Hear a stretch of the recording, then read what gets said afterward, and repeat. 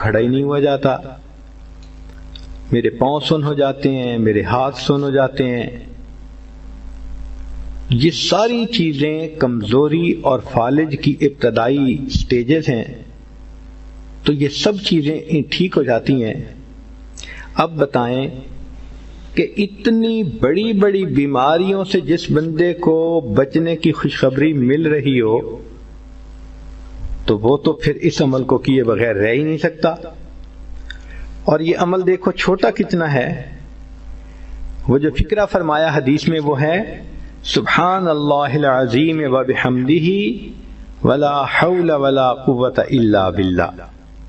اتنا سا فکرہ پڑھنے پر اللہ چہرہ بھی پر نور بنا دیتے ہیں، میموری بھی تیز کر دیتے ہیں، اللہ تعالیٰ بینائی بھی تیز کر دیتے ہیں، اور اللہ تعالیٰ جسم میں طاقت بھی بھر دیتے ہیں۔